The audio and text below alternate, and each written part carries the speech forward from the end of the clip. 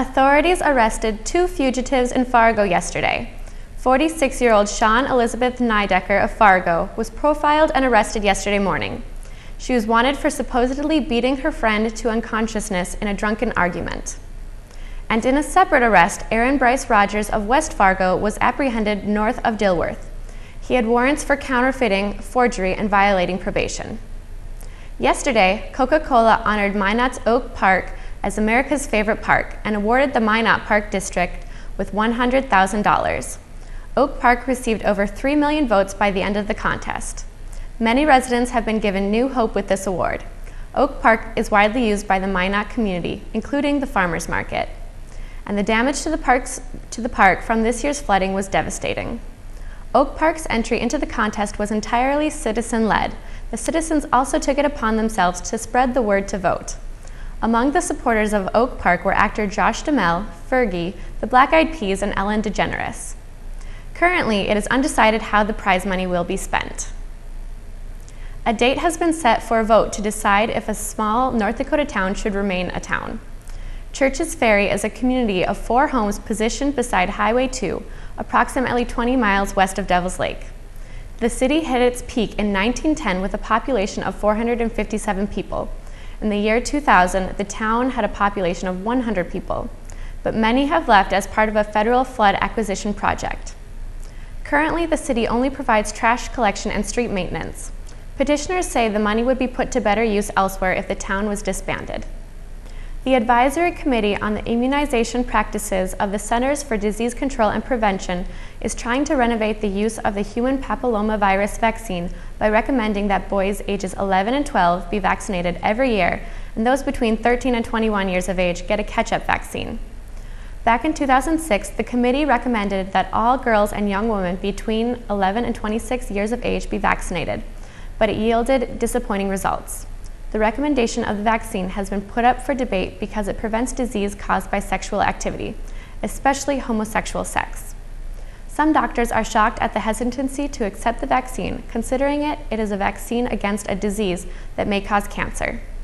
HPV is the most common sexually transmitted infection and infects between 75 and 80% of all people sometime in their life. The infection is often easily cleared, but sometimes the infection leads to genital warts and various cancers.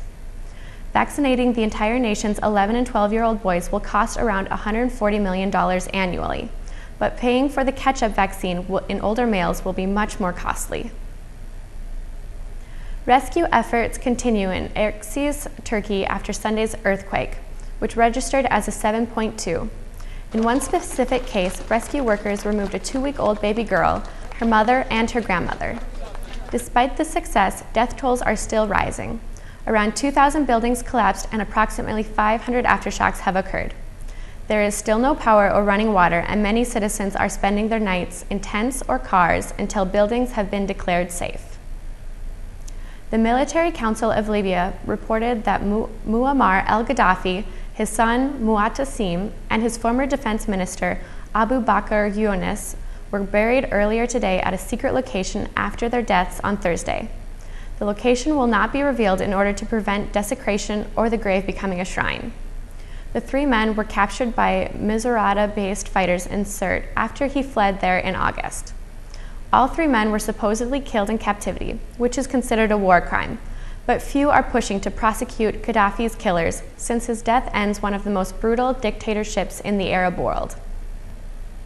Today has been gray and chilly, but we'll go to Jessica Gulseth for more details on what to expect for the rest of the week.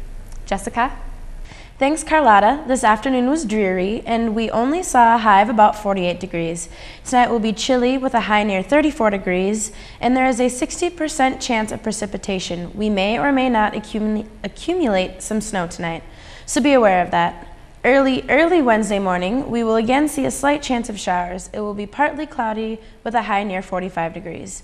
Tomorrow night will be the coolest night yet this week with a high of about 28 degrees. By now, you're sick of hearing about all that cold weather. I know, me too. But the next couple of days will give us a nice warm-up. Thursday will be mostly sunny with a high in the lower 50s. Friday will be about the same with highs near the upper 40s, low 50s. Friday night will be cooler, so we'll have to watch for that, but Saturday will warm up to be in the 50s. A little cooler and wetter than some may have liked for the first part of the week, but we should finish the week nicely. That's the weather for today. Now back to you. Thanks, Jessica. Women's basketball will be playing their first home game of the season on Friday. The Jimmies will be playing Bemidji State University. The Jimmies won 2 lopsided games this past weekend, and you can be sure they'll be trying for the same result against the Beavers. Tip-off on Friday is at 7 p.m. Also on Friday, the Jimmy men's wrestling team kicks off their year with the Black and Orange Duel. The exhibition duel will be held in the Hansen Center on Jamestown College and begins at 7 p.m. Jamestown High School's football coach Bill Cahill is resigning after a career record of 215 to 147. Cahill insists that his decision is not based on the Blue Jays' recent 0-9 season. Jamestown Superintendent Bob Toso says that the school will start looking for candidates to replace Cahill, but it will be a lengthy process. Thank you for joining us tonight, Jamestown. I'm Carlotta Rasmussen. Tune in again tomorrow as we will once again connect the campus with the community. Good night.